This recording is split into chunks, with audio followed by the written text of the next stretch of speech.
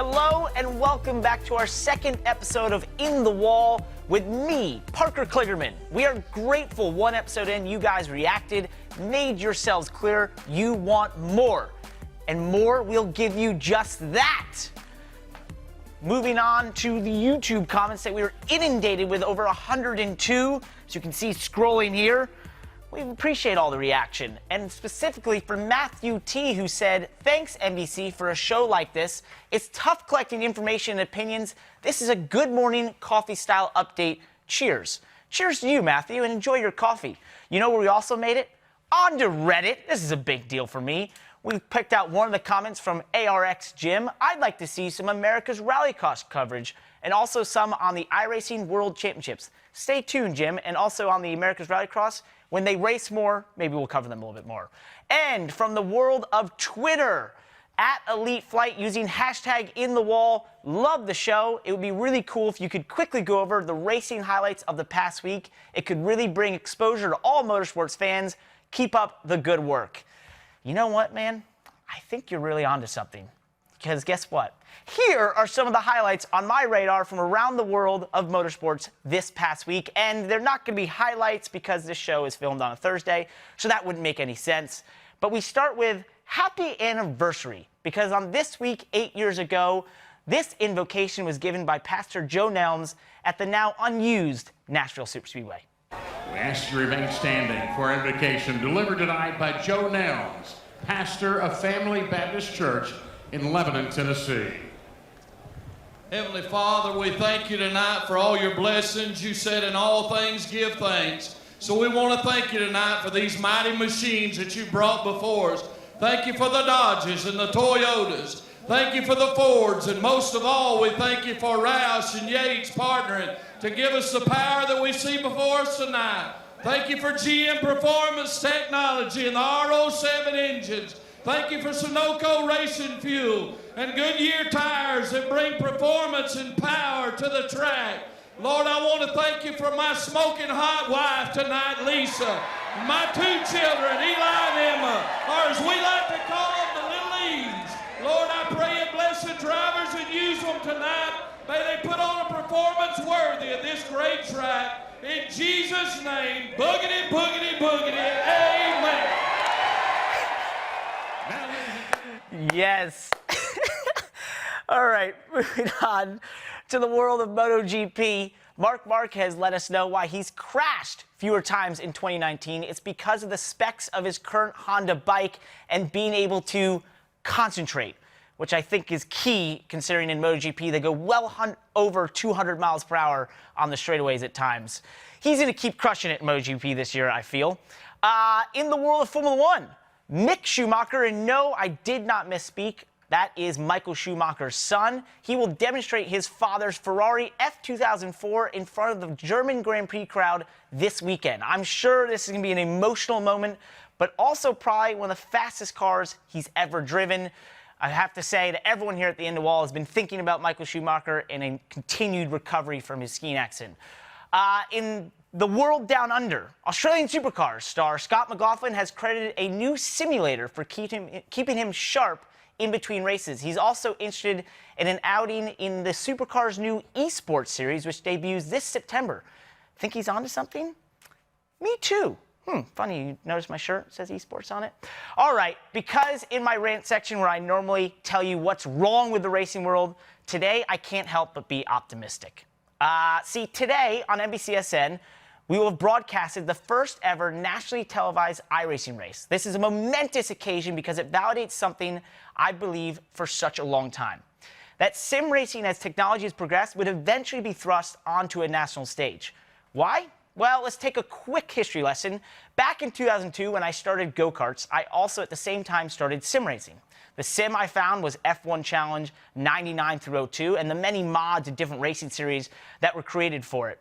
And about a year later, I discovered NR 2003, also known as NASCAR Racing 2003, the ultimate NASCAR simulation that allowed you to race with 43 others online. It was incredible. F1 Challenge was built on a gaming engine that would eventually become R-Factor, which I'm sure some of you have heard of. And NR 2003 was built by people that would eventually bring you iRacing.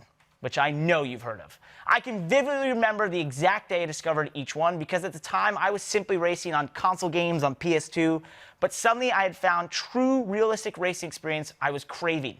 Using The Sims, I would also work on becoming a better driver in real life. I would spend almost every hour between school racing on a computer, and when I say every hour, I mean every hour. Although some thought I was just playing a game, I was convinced I was only getting better at the thing I would do the rest of my life. I knew it was so realistic that the decisions I was making on the track, the tracks I was learning, the different styles of racing I was doing each night was only going to help me in my racing career. And add in that my family didn't necessarily have the money for me to be real racing all the time, so this was my only hope of working on my skills. I probably passed the 10,000 hour theory by about 10,000 hours. And it was around 2005 when I realized I wasn't alone. On these very sims, I met a guy who was racing at the top of the American open wheel racing world. He thought I was some annoying, squeaky-voiced kid and told me, "Kid, you'll never make it in real racing. Give up now." But I didn't. I would go on to race in NASCAR races with Dale Earnhardt Jr., and although he wouldn't remember, as a 15-year-old kid, this was simply the most amazing thing in the world at the time. That was awesome. Who was that driver in open wheel racing, though? None other than my NBC teammate, AJ Allmendinger. Guess what, bud? I kept trying. As of late, I don't have the time to sim race like I used to, but in the time I've had to step away, I've seen sim racing become a true sport, now termed esports. I now co-own a team in the top iRacing eSport Oval Series. This is the eNASCAR Peak Antifreeze iRacing Series, and you can see that on my shirt, Parker Kligerman Esports. This series is the top oval sim racing esport there is. They race for over $100,000 in prize money and are the best of the best. There's teams like Joe Gibbs and Roush Fenway and Junior Motorsports that are involved. The growth of the series in just this year alone has been incredible, but most of all, for what it represents. One of motorsport's biggest problems in gaining new fans and participants is the massive financial barrier to entry to start real racing. But now with how advanced iRacing has become and the growth of their top series, more people than ever before can experience high-level, even cup-level competition from home. In essence, we have broken that barrier down to a couple hundreds of dollars from the hundreds of thousands, if not millions, it would take to achieve that in the real world. I hope this event that was on NBCSN will be a small catalyst into opening the eyes of the motorsports world that esports are here. And they have a great chance of being a savior in gaining new fans and creating the stars of tomorrow. If you agree, reach out using #InTheWall. And of course, if you disagree, I'm sure you'll let me know in the YouTube comments and such. Anyway, and then there's this.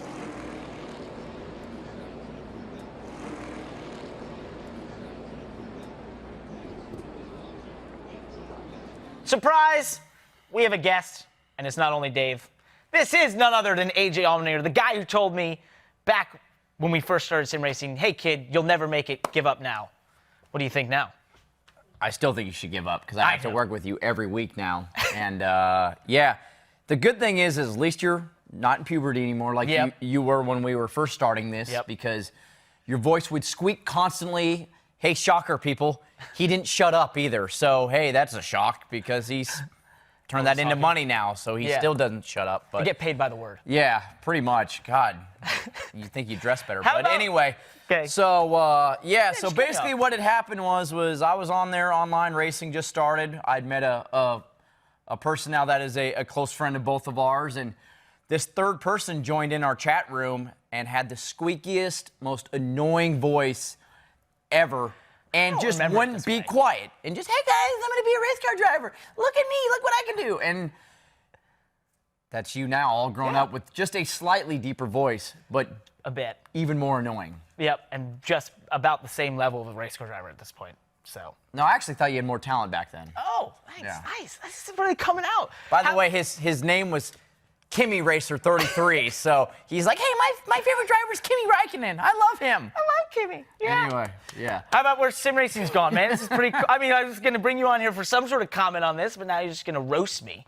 Yeah. What about where sim racing is? I thought that's what I was supposed to be on here for. Well, it's added. Now, sim racing, though, it's crazy to where it's gotten to now, and the fact that, 15 years ago when we started, yeah, you'd go on and the tracks look kind of what they really were, but not really. And you go on there just for fun and drive around and race against each other, but you never really thought anything of it. And now 15 years later, it's turned into multiple things where it's for drivers, whether they're new or they're veterans, use it every week to go out there and practice. Race teams use it to go out there and actually do real sim work on what their setup's going to be. And oh, by the way, now it's turning into leagues that people can actually make money in. And so, yeah, I mean, it's crazy what esports has gotten to and really what it could actually get to, because I think it's just the start of it. Yeah, you know what? Speaking of how crazy it's gotten, I was about to kick you off right here, but I want to actually show you this just to show you how cool it's gotten. So actually, this is normally a segment where I'm going to get into your own tweets, but since I'm kind of a narcissist, this one's my own tweet. And that is that Parker Kligerman Esports announced our first ever sponsor, SteadyMD.com. They'll be on both cars for the rest of the Peak Series season. This is a huge moment for the sport. They're a brand new sponsor in NASCAR and esports. Very proud to bring them on board. It's going to be really cool. That's really cool because I was talking to one of your drivers, Logan, and he wants to get paid more. All right, get off the show. All right, you're out. Just get. This is my show. I don't want to see you anymore. I don't like you. Yeah, I can tell. I think that's the end of us having guests for a little while. All right, so I wasn't only going to do my own tweets. This is also where we talk about your tweets and some of the things you guys were asking about this week. So we start with the Eric 101 hashtag in the wall. Do you think what draws people to NASCAR/motorsports has changed? No, I do not think what draws them to the sport has changed. At the end of the day, it's always been about competition, you know, cars being on the edge. Maybe they're interested in cars, and the idea of normal people doing extraordinary things. That's what race car drivers are. They're doing extraordinary things with these vehicles that sort of at times defy convention, defy what you think could be possible. And I think that's what's always interested people in motorsports. How they consume it and how they figure out and how they find out about it, that has changed. Whether it's consuming on social media, whether it's clips on Instagram, or even shows like this one on YouTube, it's all that has changed. But no, what draws us to motorsports has not. Thank you for the question, bud. I believe we have another one here from Ethan Bocano. All right, so he says, I believe he means Steve Phelps, stated, it's not a hybrid series. It would just have some electrification that will help store energy, and in some cases, when you're braking, allows you to create more horsepower.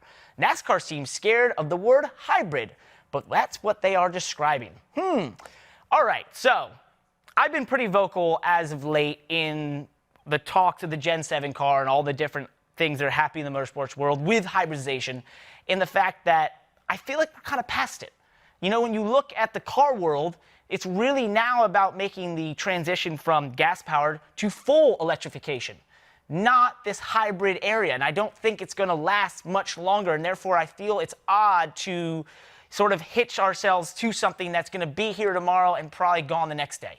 I think, you know, the focus for NASCAR could have been and should have been on making the most fuel-efficient gas-powered engines there is, be the leader in that until it's time and we're ready to go to full electrification. And one more here from Zachary. Hey, at P. Kligerman, I absolutely love the first iteration of In the Wall. Thanks. Hopefully you like this one too. And I'm looking forward to the next one. My question is, what is your favorite NASCAR moment of all time? Hashtag In the Wall. Remember, you got to use the hashtag for us to see it. All right, so I'm going to surprise some of you here because my favorite moment happened very recently. It was last fall, and it was the Roval. Not because it was a great race, not because it was a road course, which I love. It was what it represented for the sport in terms of thinking outside the box. Marcus Smith and SMI decided, you know what, to hell with convention, to hell with what everyone says. We're just going to do something different. And I love that because I feel like motorsports as a whole in the last probably 2 decades has been in a place where it's found itself in a box where people say, oh, we can't do that. We can't do this. We can't do that. And I always sit there going, why? Who told us that we had to race on an oval that's designed this way? Who says we can't have a right-hand corner in the middle of an oval like Trenton was a couple years ago, or many decades ago in New Jersey? Why can't we turn an oval into a road course race? Why can't we race on street courses? Why can't we race anywhere? I don't know. The point is, there was a lot of people when we were going into that had this idea of asking, do you think this will work out? And Steve Letarte said to me, he's like, it's like they think gravity won't be there. like we'll just suddenly lose gravity when we go onto that Roval racetrack. The thing is, unless we're trying to defy physics, something tells me we can race on it. So I love the Roval. I love what it represents for the future of the sport, and I hope more motorsports around the world took note and put the hell with convention. Let's do something different. That is it. Thank you for watching. Please comment, question, prove me wrong. Just use hashtag #InTheWall or hit me directly on Twitter or Instagram @PKligerman. And remember, subscribe to the Motorsports on NBC YouTube channel. Check out NBCSports.com for more motorsports content. We're going to keep doing these.